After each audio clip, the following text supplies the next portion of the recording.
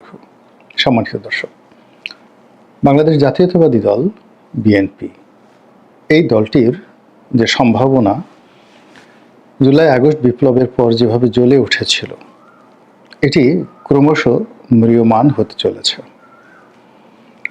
বিএনপিকে কেন্দ্র করে যে দেশি এবং বিদেশি চক্রান্ত চলছে এবং এই চক্রান্ত মোকাবেলা করার জন্য বিএনপির যে ধরনের প্রস্তুতি দরকার, যে ধরনের কার্যক্রম দরকার, যে ধরনের কূটনীতি দরকার, তার কোনোটিই হচ্ছে না। আওয়ামী লীগের জমানার পুরোটি সময় যেভাবে তারা সময় কাটিয়েছে এবং বারবার শুধু অপেক্ষা করেছে, দেখি এবার ঈদ যাক বা সামনের কুরবানি আসুক, বর্ষাকাল তো গেল, এবার শীতকালে আর আওয়ামী লীগকে একটু ছাড় দেওয়া হবে না। তো এই সকল যে কথাবার্তা তারা বলতেন এবং প্রায় সব সময়টিতেই আওয়ামী লীগের জুলুম অত্যাচারের শিকার হতে হতে বলতে গেলে দেয়ালে তাদের পিঠ থেকে গিয়েছিল। ঠিক সেই জায়গা থেকে প্রকৃতির একটি অপার করুণা দ্বারা যেভাবে একটা সুযোগ বিএনপির জন্য চলে এসেছিল তা সম্ভবত বিএনপির হাতছাড়া হয়ে গেছে। আমি যাচ্ছে বলছি না, আমি বললাম যে অলরেডি গিয়েছে। এখন কি হবে? এখন তাদের অবস্থা সেই বিএনপির যে সাবেকি অবস্থা আওয়ামী লীগ জমানাতে সেরকম হবে, অথবা তার চেয়ে খারাপ হবে। কারণটা কি? কারণটা হলো যে যখন বসন্ত আসে ঠিক সেই সময় বাগানে ফুল ফোটে এবং যখন ফুল ফোটে তখন কোকিল গান গায়। এই যে আমি যখন ভিডিওটি করছি তখন চারিপাশ থেকে আপনি দেখবেন যে কোকিলের কুহু কুহু ডাক শোনা যাচ্ছে। বসন্ত সমাগত, তাই কোকিল ডাকাডাকি করছে। আমাদের রাজনীতির যে বসন্তকাল, বিএনপি রাজনীতির যে বসন্তকাল, সেই বসন্তকালটি ছিল আগস্ট, সেপ্টেম্বর, অক্টোবর। এই 3টি মাসে তারা দোয়া দরুদ তসবিহ তাহলিল পড়ে সময় কাটিয়েছে। এখন যে কাজটি হচ্ছে সেটি হলো জনাব তারেক রহমান সাহেব লন্ডনে বসে তার বাসায় বসে প্রায় প্রতিদিনই একাধিক স্কাইপে মিটিং করছেন, কিন্তু এই স্কাইপে মিটিংয়ে কোনো কাজের কাজ হচ্ছে না। তার দলের যারা লোকজন রয়েছে তাদের মধ্যে কোনো আতঙ্ক, ভয় বা দলের চেইন অফ কমান্ড মান্য করার যে আনুগত্য, সেই আনুগত্য তারা প্রদর্শন করছেন না। অধিকন্ত তৃণমূল পর্যায় থেকে শুরু করে একেবারে সর্বোচ্চ পর্যায়ে বাংলাদেশে যারা রাজনীতি রয়েছে তাদের বিরুদ্ধে বিস্তর অভিযোগ। বিভিন্ন পদ পদবি ব্যবহার করে কোথাও দরকার যদি মব জাস্টিস, তারা সেই কাজটি করছেন এবং এই অপকর্ম করার জন্য যেখানে জামাতের সাথে মিত্রতা দরকার তা হচ্ছে, শত্রুতা দরকার তাও হচ্ছে, যেখানে সমন্বয়কদের সঙ্গে ছাত্র জনতার সঙ্গে বন্ধুত্ব করা দরকার তাও তারা করছে, আর যেখানে শত্রুতা দরকার তাও তারা করছে। এবং এই সকল কর্মকাণ্ড করতে গিয়ে তারা একটি বারের জন্য দলের সুনাম, সুখ্যাতি, দলের ভবিষ্যৎ এবং রাজনীতি নিয়ে ভাবছেন না। ফলে কি হচ্ছে? চারিদিকে দুর্গন্ধ দুর্গন্ধ দুর্গন্ধ ছড়িয়ে পড়েছে এবং সকল দায় দায়িত্ব বিএনপির উপর বর্তাচ্ছে। ফলে যদি একটি ক্রেডিবল, অংশগ্রহণমূলক, তারপর একটি স্বচ্ছ মানে ট্রান্সপারেন্ট নির্বাচন হয়, জনগণ ভোট দেওয়ার সুযোগ পায়, তাহলে আজ থেকে 6 মাস আগে বিএনপির যে সম্ভাবনা ছিল এটি নষ্ট হয়ে গেছে। এবং এই কাজগুলো যে হয়েছে, এখানে বিএনপির যেভাবে নেগলিজেন্সি রয়েছে, তারপরে নেতৃত্বের অদূরদর্শিতা রয়েছে, সাহসী যে সিদ্ধান্ত এটি নেওয়ার জন্য তারা যে কর্মকাণ্ড করা দরকার সেটি তারা করতে পারছেন না। ফলে কি হচ্ছে?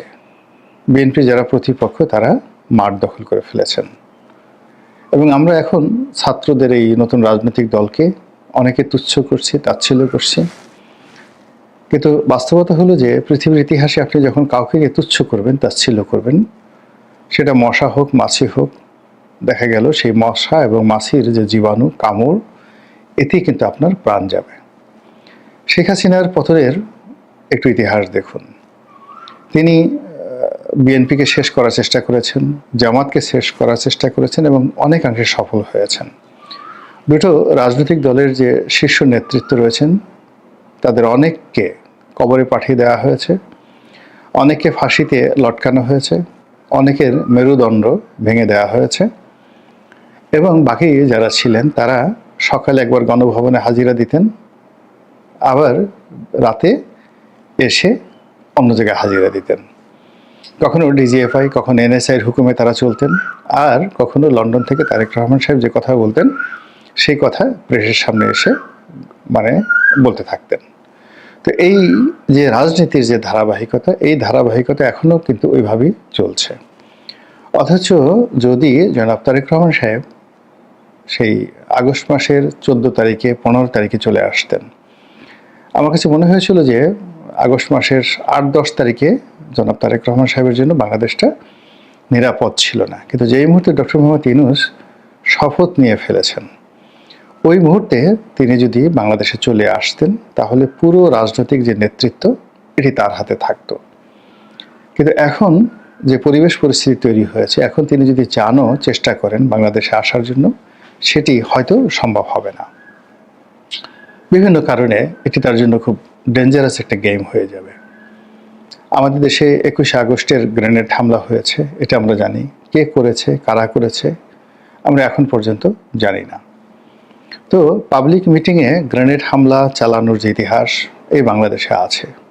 আগামীতে যদি 10 লাখ লোক নিয়ে জনাব তারেক রহমান কোনো বৈঠক করেন, সেখানে যে ধরনের অপকর্ম দুর্বৃত্তরা করবে না, কিংবা ভারতীয়রা করবে না, কিংবা আইএসআই করবে না, কিংবা আওয়ামী লীগ করবে না, এই কথা কিন্তু বলা যাচ্ছে না, এবং পুরো রাজনীতি সমূলে বিনাশ হয়ে যাবে।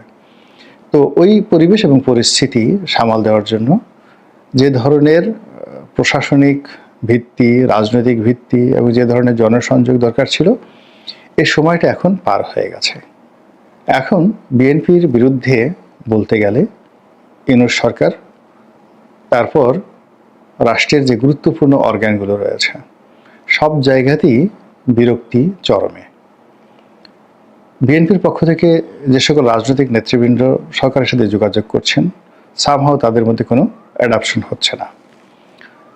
ক্যান্টনমেন্টের সাথে যে সকল কর্মকর্তাদেরকে, সাবেক কর্মকর্তাদেরকে বিএনপি হয়তো দায়িত্ব দিয়েছেন, তারা বর্তমান যারা সার্ভিস হোল্ডার রয়েছেন সেনাবাহিনীতে, তাদের সঙ্গে আসলে যোগাযোগ রক্ষা করতে পারছেন না, এবং প্রায়ই এখানে অনার সৃষ্টি তৈরি হচ্ছে এবং বিএনপির প্রতি অবিশ্বাস তৈরি হয়ে গেছে।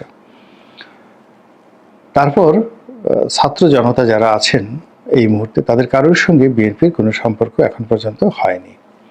কিন্তু বিএনপির যে সকল ধড়িবাজ লোকজন রয়েছেন, তারা ঠিকই ছাত্র জনতার দরবারে হাজির হয়ে তাদের অফিসে গিয়ে যার যার কাজকর্ম বাগানো দরকার, যার যতটুকু স্বার্থ রয়েছে সেই স্বার্থ অক্ষুণ্ণ রাখা দরকার, ইত্যাদি কর্মকাণ্ডগুলো কিন্তু তারা অনেকেই করেছেন। আমি নাম বলবো না, কিন্তু ঘটনা সত্য। কিন্তু অ্যাজ এ পার্টি বিএনপি এবং অ্যাজ এ পার্টি ছাত্র জনতার পার্টি, সেই ছাত্র জনতার পার্টির সঙ্গে কোনো অবস্থাতেই বিএনপির একটা হৃদ্যতাপূর্ণ সম্পর্ক তৈরি হয়নি, বরং এটা এখন অনেকটা দাগ কুমড়া সম্পর্কে পরিণত হয়েছে। এবং ছাত্র জনতার এই দলটির সঙ্গে এই মুহূর্তে দেশি বিদেশি চক্র কাজ করছে, রাষ্ট্র কাজ করছে, সরকার কাজ করছে। এখানে অঢেল অর্থ রয়েছে, বিত্ত রয়েছে, প্রভাব রয়েছে, প্রতিপত্তি রয়েছে, এবং তারা যে কোনো মব জাস্টিস করে সেটা হজম করার মতো ক্ষমতা এখনো পর্যন্ত তারা রাখে। কাজেই তাদেরকে তুচ্ছ এবং তাচ্ছিল্য করা এক ধরনের, আমি মনে করি, উদাসীনতা।